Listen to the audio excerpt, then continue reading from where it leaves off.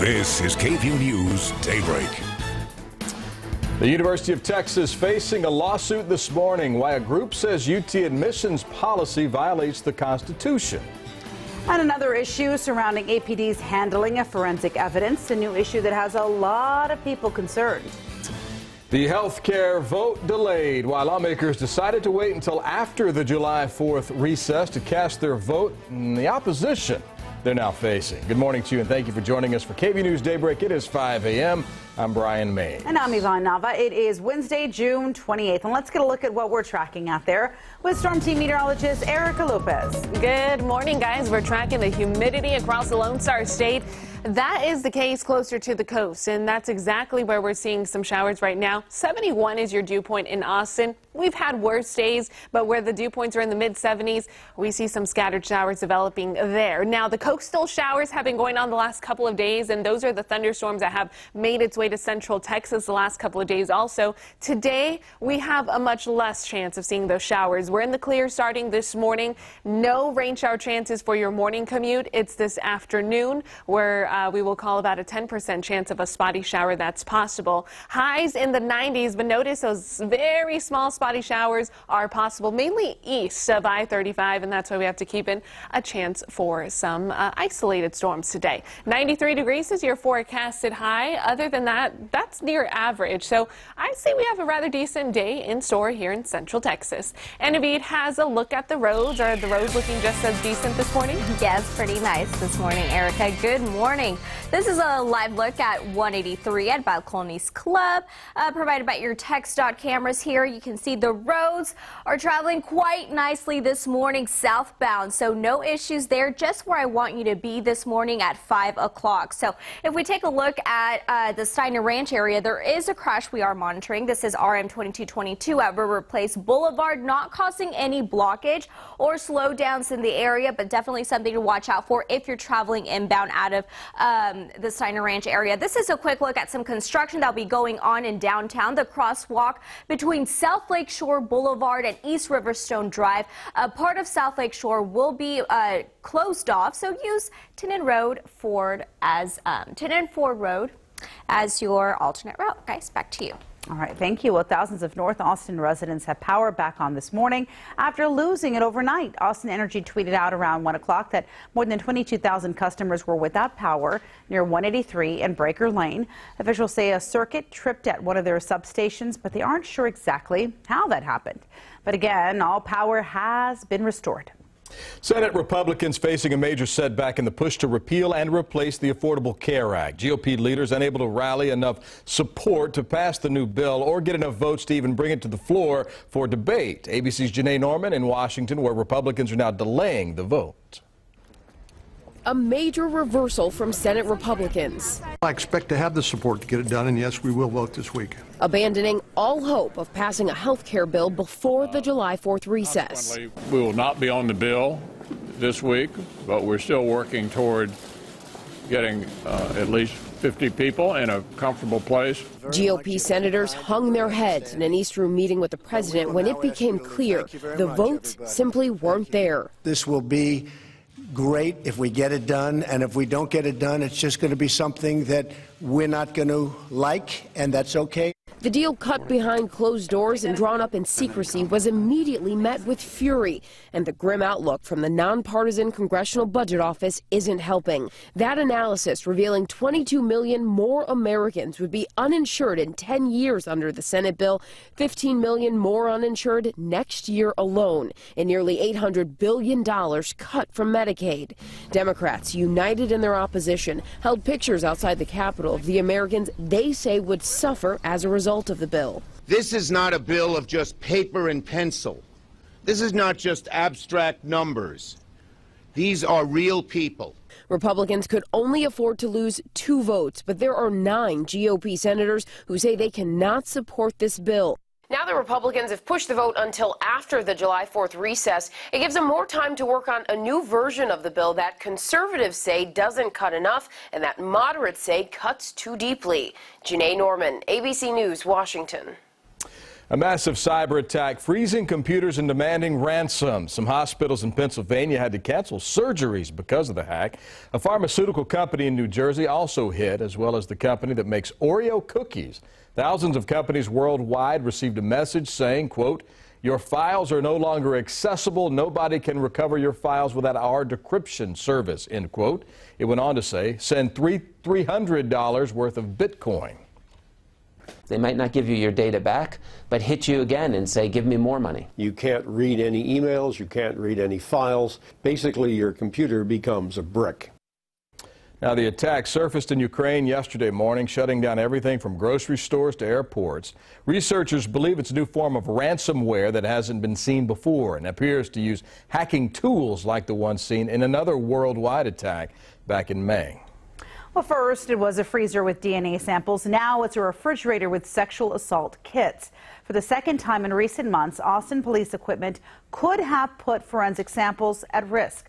The latest issue involves mold found on hundreds of those kits that were waiting to be tested. KVUE's Corey Coffin joins us now from the newsroom with what APD officials are saying. Corey. Well, Yvonne, good morning to you. First thing we want to point out is that there is good news here. So far, the mold does not appear to be impacting the ability of forensic analysts to get that evidence from those sexual assault kits. But APD's handling of forensic evidence is once again under scrutiny. We first told you in December about a freezer that broke in March 2016.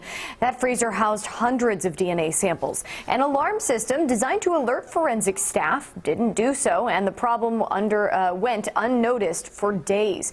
In the latest issue, techs at a private lab discovered mold on a sexual assault kit when that came in for testing in April. APD then found mold inside a refrigerator housing about 1,600 untested kits dating back to the 1990s. Interim APD Chief Brian Manley told us about half of those kits had mold on the outside, but techs found no mold on the inside of more than 1,000 of the kits. Here's what Manley had to say about these two equipment issues. I think that folds into what we want to do with reviewing our quality assurance program. We want to make sure that we're taking the appropriate steps, not only with the evidence that we have, but with the equipment that we're storing the evidence in. Now, this comes at a time when APD and other officials are trying to restore confidence in the department and how they handle forensic samples. They had to shutter their DNA lab, after a state audit found several problems. Officials point out that because the kits with mold on containers had not been tested, they did not play a role in any criminal case that resulted in a conviction. The Texas Forensic Science Commission now working with APD on this issue. APD says they've also asked experts in other cities across the nation how to prevent mold from getting on their samples and what to do if it does. We're live in the newsroom this morning. Yvonne, over to you. All right, Corey, thank you so much. And police are asking for your help this morning after a man was arrested in connection to a string of sexual assault cases. Officials believe the attacks date back to January of 2016 in the Georgian Acres area near Highway 183 and I-35.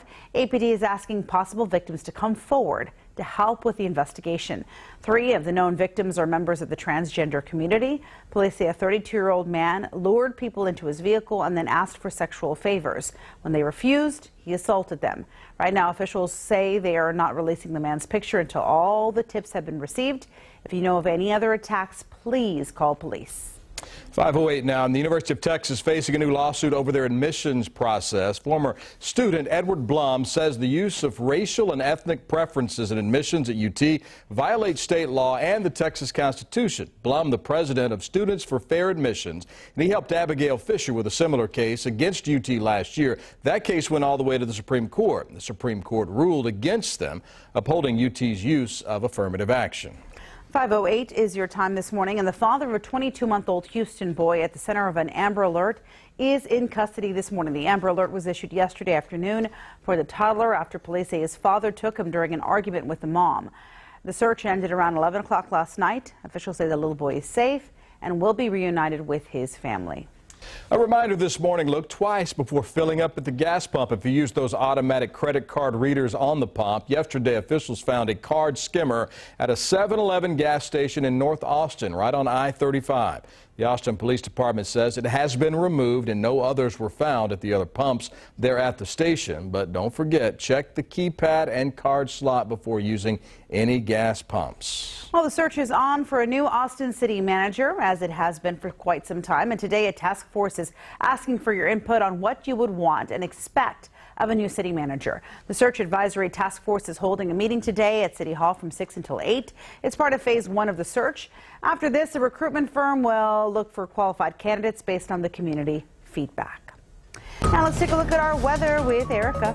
Good morning. I would say a beautiful day is in store today. We're not talking too much in terms of rain shower chances and not too much of warmth out there either. Temperatures near average this morning in the lower 70s. It's partly sunny out there, and we're not talking rain chances for your morning commute. But what we do have are some spotty showers for just east of us right now, closer to the coast. That's not going to impact us until this afternoon, but a very slim chance. So notice radar is clear this morning, but your afternoon commute mainly east of Austin. So I don't even think Austin has to be concerned of these afternoon showers, but our eastern counties have a 10% chance of one of those spotty showers making its way into your area or possibly developing in your area.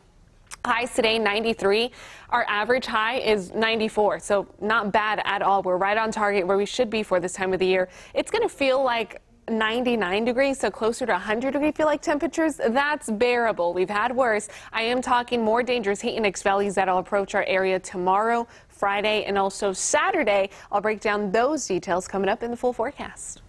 Erica, thank you. How about this? Reader's Digest has released the top 10 nicest places in America, and one Central Texas high school is on the list. Pflugerville High School, currently ranked number 3, but they hope to make it to the top of the list. We'll tell you about that more in just a second. For the past 6 years, they've donated the most coats for kids, and every Christmas, each classroom there adopts a student in need.